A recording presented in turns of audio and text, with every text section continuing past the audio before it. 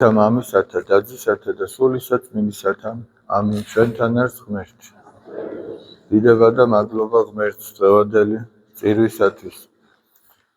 დღევანდელი პირველ შეწირული ლიტურგია პირველია ამ მარხვაში, ესე იგი და ყველაზე მშვიდი და უსაფრთხო ნავთსაყუდელი მთელი წლის განმავლობაში არის სწორედ დიდი მარხვა. აი როგორც წარღნა იყო და ნოეს კიდობანში რომ ადამიანები თავს დაცულად გრძნობდნენ, აი ესე მთელი წლის განმავლობაში დიდი მარხვა. თავისი სიმყუდროვით, თავისი ლოცვით, წმინდა წერილის კითხვით. ოღონდ რა თქმა უნდა, თუ ადამიანი ცდილობს რომ ღვთისმსახურებას დაესწროს, ან თუ რაღაცა გარკვეული ობიექტური მიზეზი არსებობს, ვალდებულებები თუ ჩვეულებრივი უძლურება და ამის გამო ვერ ესწრება ადამიანი და ამას განიცდის, ეგეც ნუგეში იქნება მისთვის. ანუ ის კი არა რომ დაუშვათ აი ადამიანს ვერ უხერხდებოდეს მისვლა რაღაცა ისეთ სერიოზულ მიზეზს გულისხმობდა, ვერ მიდიოდეს და უხაროდეს რომ აჰა მიზეზი გამოუჩნდა რომ არ წავიდა, ეგეც არ ექნება ნუგეში. მაგრამ იმას ვისაც უნდოდა მისვლა, მაგრამ რაღაცამ დააბრკოლა და ვერ მივიდა, იმას ექნება ის ნუგეში. აი სხვათა შორის ერთ-ერთი ასეთი ამბავი არსებობს, მონასტერში მოხდა.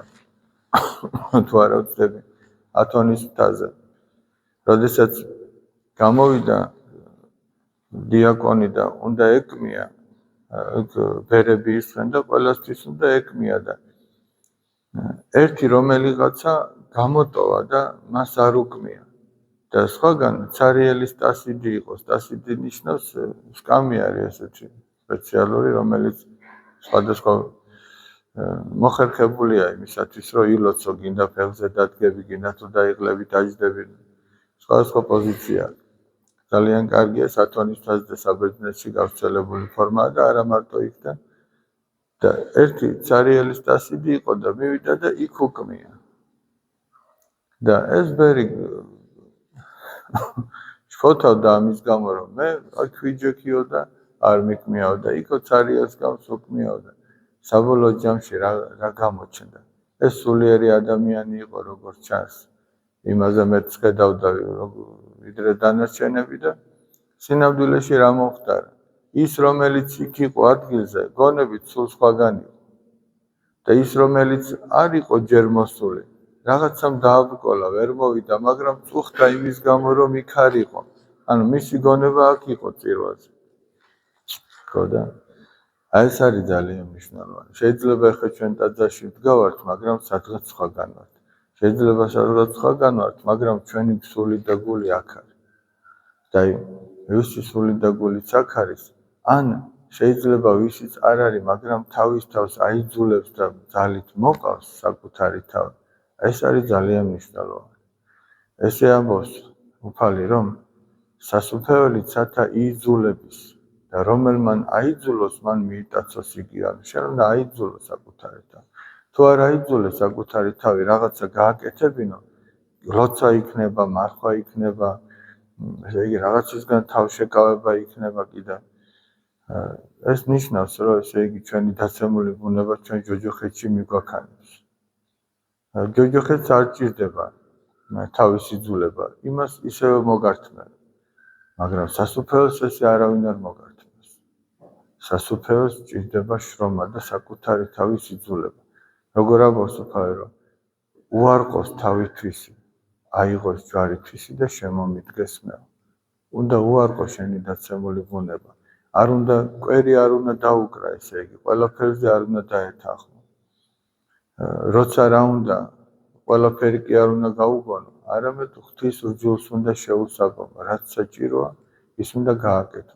სხეული უნდა სულის მონა იყოს და ახლა მონას ესე ანებიურებ მე როგორც ადამიანი თავის სხეულს ანებიურებს, როცა წამოწოლა უნდა წამოწება, როცა ჭამა უნდა აჭმევს, როცა გართობა უნდა გაართობს. ბატონი მონას ესე ანებიურებს, რაღაც არ ამგონია ესე ანებიურებდეს.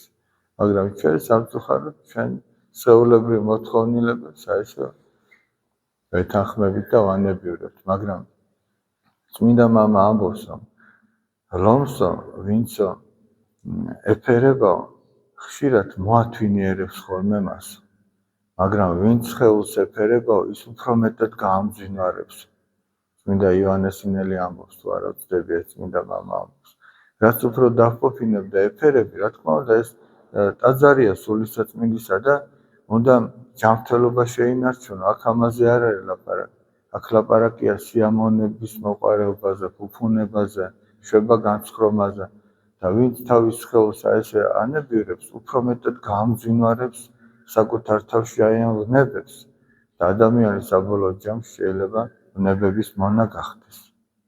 მერე 1000 გამართლებით ეს ვნებები შეიძლება თავისუფლებად იქნეს წარმოჩენილი და ვთქვათ, რომ ჩვენ თავისუფალი ადამიანები ვართ და გინდა ამ ვნებას დავემონებით და გინდა სხვას. მაგრამ სინამდვილეში ვნების მონა არ არის თავისუფალი. თავისუფალი არის ქრისტეს მონა. უფალი ამბობს, რომ შეიყვარე, შეიცანით ჭეშმარიტება და ჭეშმარიტება გაგათავისუფლებთ თქვენ. გაგათავისუფლებს იმ ვნებებისაგან. და მოციქული ამბობს, რომ თავისუფლებას ქადაგებენო და თავად ცოდის მონები არიან. ანუ დღეს რამდენჯერ გაგვიგონია, რომ აი თავისუფალი ადამიანი. თავისუფალი რას ნიშნავს? თუ ვნებებს ახარ დამონებული, თავისუფალი როგორ ახარ? 1000 გვარი ვნება არსებობს. ყველა ჩვენი ცოდიანი მიდრეკილებები გვაქვს. ზოგს ასეთი და ზოგს ისეთი და ყველა იმას უნდა ებრძოლოს და ყველა იმისგან გათავისუფლებას უნდა ცდილობდეს, რაც უფრო მეტად და ხშირად გამარცხებს. ზოგს ასეთი აქვს ეს ნება, ზოგს ისეთი. ყველამ თავისა უნდა იცოდეს, გამოიკვლიოს საკუთარი თავი. ზოგი იმდანად აშკარაა, რომ ზედაპირზევე ჩანს. ზოგი უფრო ცოტა სიღრმეშია მოსაძებნი. და ამიტომ თავის თავს უნდა აკვირდებოდეს ადამიანი. და ეს მარხვის პერიოდიც კიდე განსაკუთრებით ხელსაყრელია საამისოთ, აი რომ ადამიანმა რაღაცა უდრო ნავსაყუდელი ნახოს და საკუთარ თავზე ფიქრის და სულზე ზრონის საშუალება უფრო მეტი მიეცეს. მერთმა დალოცვილი და გახარებულები გამყოფოთ. მე ასე ვფიქრობ, ესე იგი, რომ აი ამ პირველივე კვირას მართლმადიდებლობის ზეიმი ეწოდება და აი ამ პირველივე კვირას ჩავატაროთ ჩვენ 7 ზეთისწყება, ანუ ზეთის კურთხევის საიდუმლო. კვირას საღამოს 5 საათისთვის ესე დაახლოებით. მერთმა დალოცვილი და გახარებულები გამყოფოთ.